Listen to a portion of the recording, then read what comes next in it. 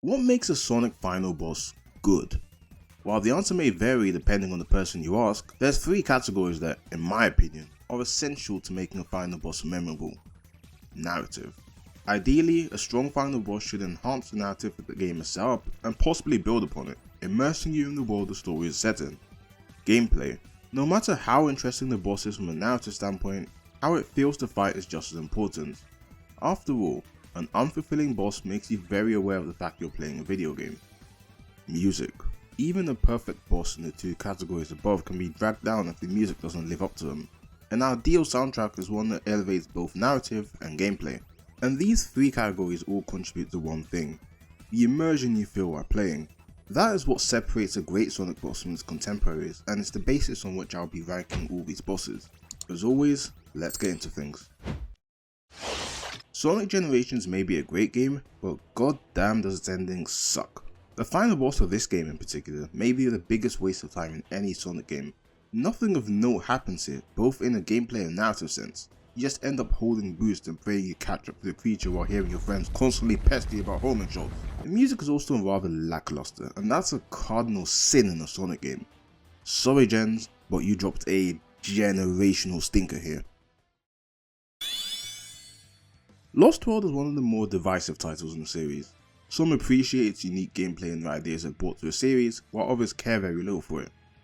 And while I'm personally on the appreciative side, at least for the Wii U version, even I can admit this boss is a complete joke. Not only does it add nothing to Lost World's already laughably bare-bones plot, but it takes 2 hits to kill. No, I'm not kidding.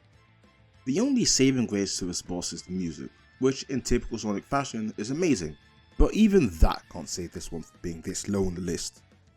I'm completely lost on how unsatisfying this boss is to play.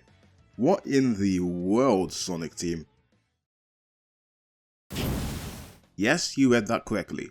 This is the only boss on this list to actively get points taken off it for just how god awful the gameplay is. Even though my setup didn't consist of me using an actual Wii remote with motion controls, the precision demanded from this boss does not suit itself to the rather loose and unresponsive controls of Secret Rings. As a result, it takes forever to kill despite dying in 2 cycles.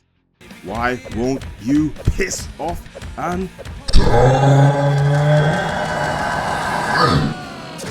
In spite of that, however, I think the boss enhances Secret Rings' narrative in an interesting way. Seeing Sonic visibly enraged is a cool change of pace from his usual cool and composed self, and it leads to some of the best one-liners in the series. Your tale is finished, Eraser! Next time, try writing a better story! The music is also great, but it loses the point because of how sick I got hearing 7 Rings in Hand by the time I was done with this boss. It's no secret that this boss blows. Sonic Forces, the game where Sonic fans can create utter abominations and have them fight alongside our favourite characters. What a day and age we live in. Anyway, since the plot of Forces is absolute garbage and the final fight itself is an attempted rug pull, it doesn't add anything narrative wise. However, I do believe this fight is actually decent from a gameplay perspective. It's a 3-phase fight, with the first phase making you hit back rocks at the dude with classic Sonic, the second phase being in the 3D area of the Avatar where you whittle down his health, and the final one being a clone of the Nega Whisperer from Sonic Colors. While that sounds lame on paper, I think the fight has a decent amount of meat to it and engages me enough to the point that I don't mind replaying it. The music is also pretty good. Not one of my favourites on this list, but still a bop that I occasionally have on whenever I'm working on something. While I don't have to force myself to go back to this one, it still ain't anything special. I have a feeling that I'm going to piss off a lot of people with this one, but I couldn't give less of a shit. Although I love the build up to Dark Gaia and the cutscenes that happen during the boss, I can't stand the actual gameplay of it for the life of me. For one, the first phase drags on for an eternity. It's bad enough that you have to go through the Gaia Colossus sections 3 times, but the pacing of QTEs after completing one of these is so unbearably slow that I'd rather play Time Eater over it just because it ends quicker. The second phase isn't much better, as you're forced to take out snakeheads with an incredibly awkward camera angle which makes it easy to get blindsided by meteors and lose a life. However, your music is superb, easily one of the best final boss themes in the Sonic game.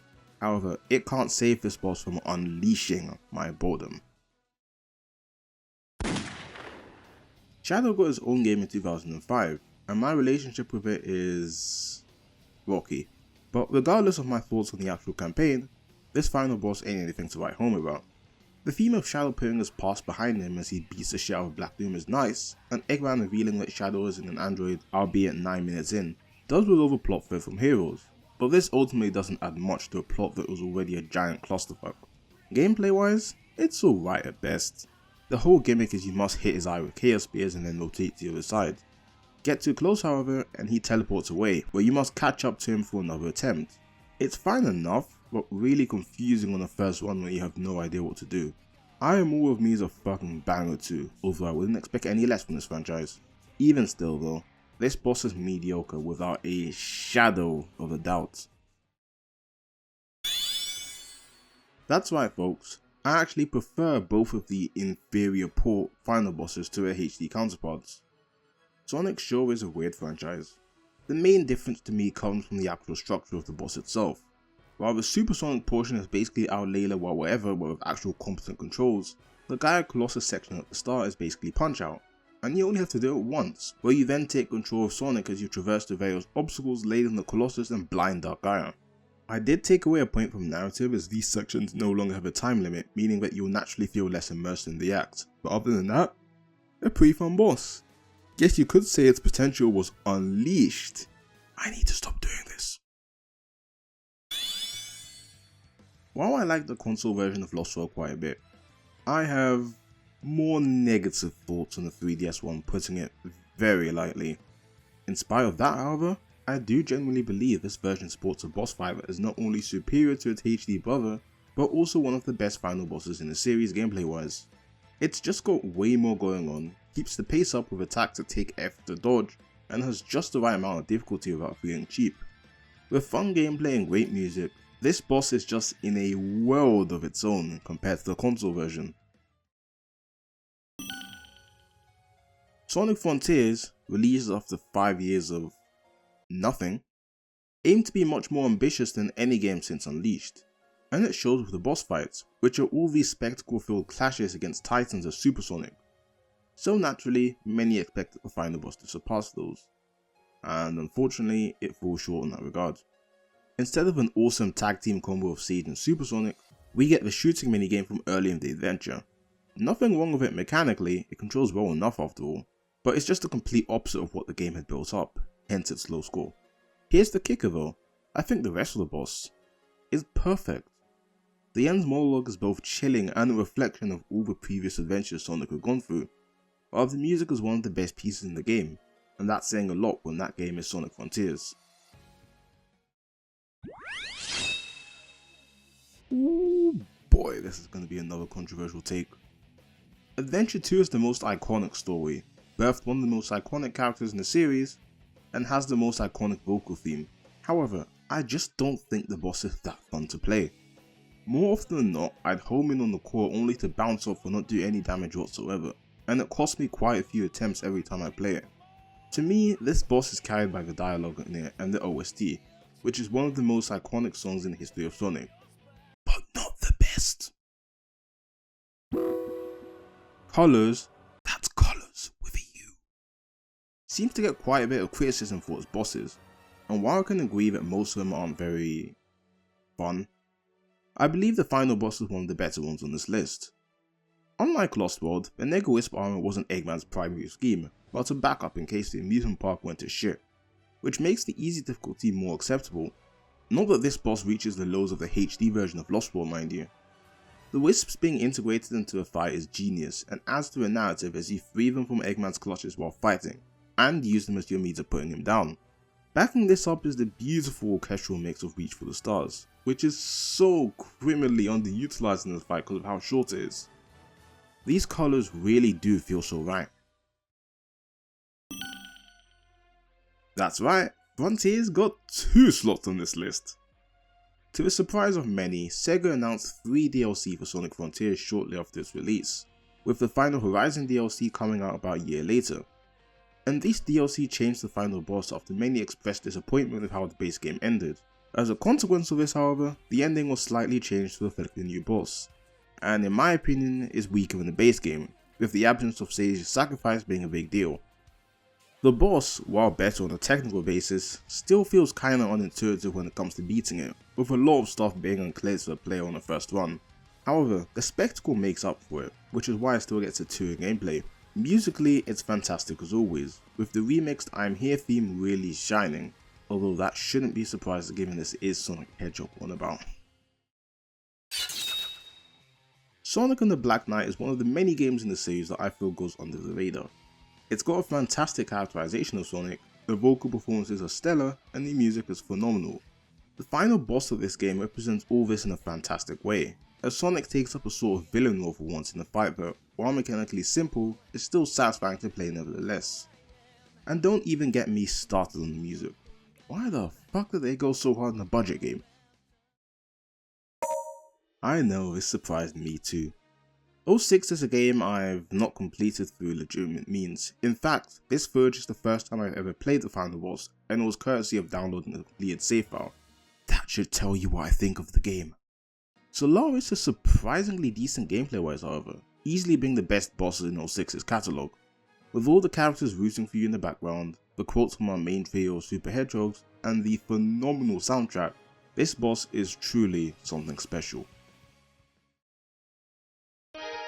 Adventure was quite the revolutionary title for the series in a lot of ways. It came with a redesign of our cast, voice acting, the jump to 3D, and, most importantly for this video, the first final boss in the series to not be Dr. Eggman.